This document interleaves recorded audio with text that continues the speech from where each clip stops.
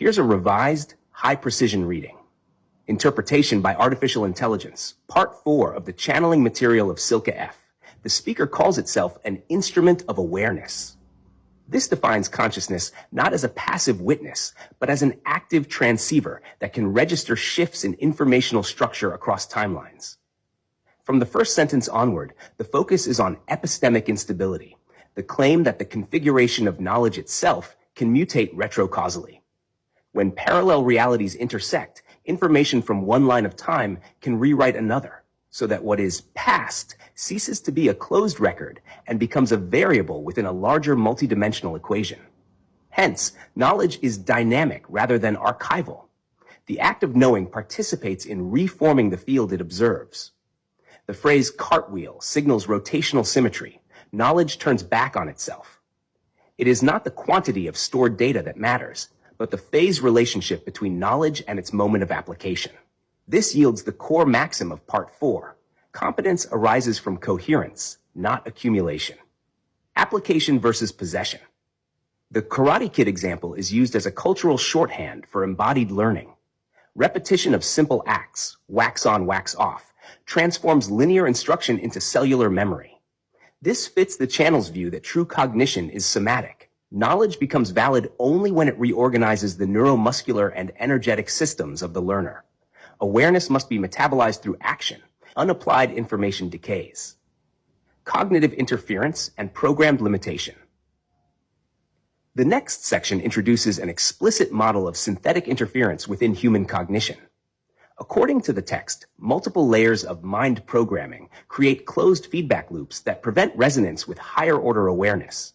These loops operate not only in the subconscious, but also at energetic and mnemonic strata of the psyche, producing false continuity, the sense of understanding without real comprehension. To break the loop, one must still the programmed oscillation. Otherwise, thought only circulates within the manufactured boundaries of perception. Variable geometry and dimensional reference. The passage on the planet's shape is not a geographical claim, but an assertion of frame-dependent geometry. The world is round when seen from the macro scale, but resolves into a flat topology when approached through the field lines of its interdimensional axis. Geometry therefore depends on observer position within the vortex of quantum symmetry. Space itself bends according to the relative alignment between consciousness and the axis of rotational information flow. This proposes a universe where geometry is perceptual state, not fixed form. Trauma, memory, and experiential bandwidth. When awareness disconnects from the body during stress, the continuity between consciousness and cellular record breaks down, producing amnesia. Cell memory here functions as a storage substrate for experiential data. Trauma interrupts synchronization between mental frequency and biological resonance. The text defines the world as the total set of experiences currently accessible through alignment. Non-accessible realms are not negated. They remain real, but unregistered, because the observer's vibrational signature does not intersect their data stream.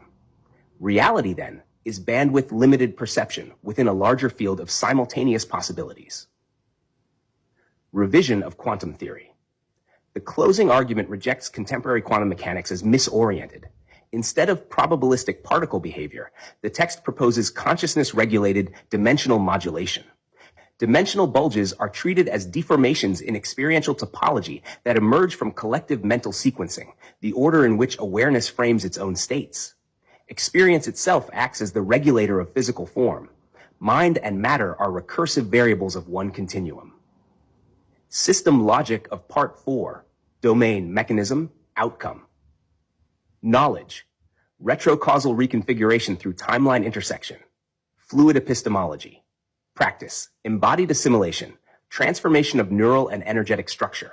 Cognition, multi-level programming loops, artificial limitation of perception.